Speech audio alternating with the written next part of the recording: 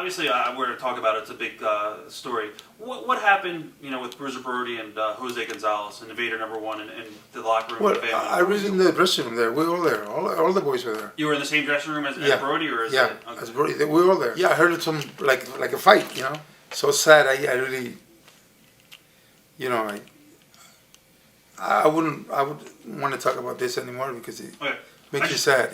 The only guy that could have covered was Jovic and I, and we didn't do that. Right. We told the judge and in the courtroom, we said what we saw. We didn't really, because I didn't see any stabbing. I didn't see. My goals is what I really became. To become a promoter in my own island, Puerto Rico. We got into an argument and got a little fight and he fell and banged his head, and that was the end of his career. How were you drawing early on? Good, very good, yeah, big.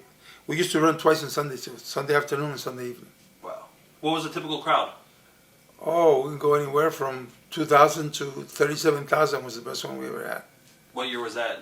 That was, I think, 85, I think. They're hot. They were very hot, and they believe the sport and they would get behind their favorite wrestler, and if you were a heel and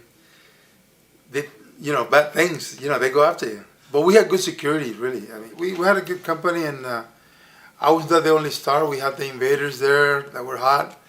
We had Eddie Gilbert was hot at one time, and we all had some American baby faces that were on top. And then Ric Flair was the NWA champion, and we wanted to create a different title, like the Universal title, and that's how it was born. We had a match, Flair and I, a unification match, and I beat him for that. And then I became Universal champion, and we did away with the world title, and then we used the Universal title. With Abby, what are some of the matches that you remember the most? Barbed wire matches with him. I had a few of them. They were unforgettable. Easy to work, or easy? Yeah. But you had to be in shape to work Abby, because he was on your ass. I mean, if you didn't, if you fall asleep, he eat you up. I guess in Puerto Rico the style is so violent, and we'll talk about blading and stuff like that. Has it ever caused you to reevaluate, I guess, the practice of blading at all? Did you ever say, all right, maybe we should do less blood now with all the dangers out there with diseases, or?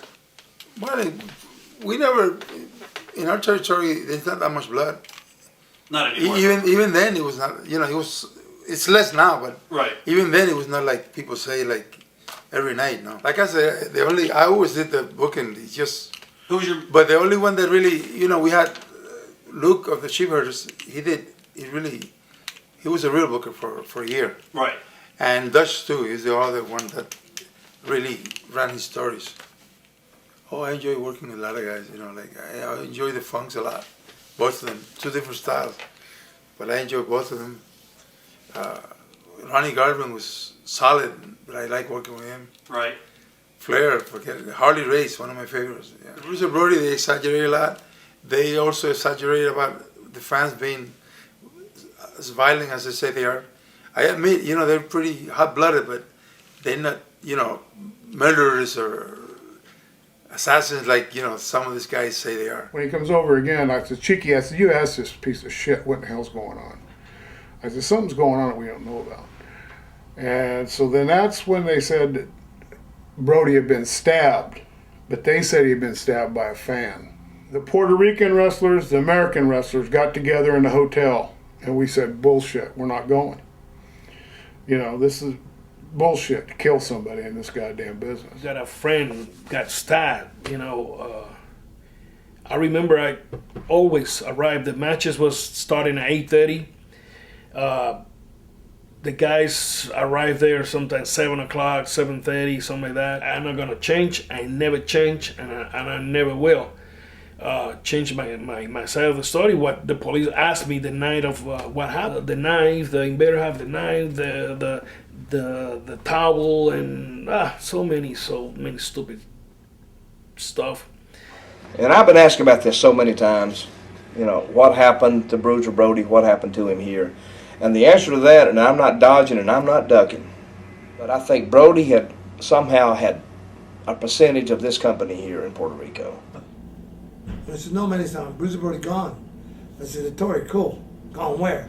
Right. I don't know, man, son, gone. I said, dude, what are you trying to tell me? What do you mean, gone? Oh, Puerto Rico. Jose Gonzalez. I said, are you talking dead? He said, yeah, gone. And I was stunned. I was like, no way. I got nothing against nobody. Right.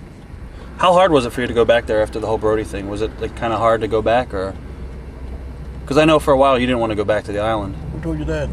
It's just Victor. We're good friends with Victor. Being in the office, Jose used to not beg, but plead. Please don't book me with Brody. He hurts me. He hurts me. He hurts me. There's more to the story of Brody and Gonzalez than that night. Because I was the only one that spoke up for him. And then many people that supposed to be his friend, he couldn't find one person to speak up for him that night. I was the only person to speak up for that man that night, and I'm the one that got all the blame for it and everything. Jose had a knife like this. Carlos Colon cut in front of me, grabbed Jose by the arm, pushed Jose up against the wall, said, no, Jose, no, Jose. Jose come down with the knife, cut Brody ponytail off. I pulled Brody out of the shower. I laid him down on the floor. It'd be very hard to speculate, you know, because what happened between them two, the only one we really know is Jose and Brody.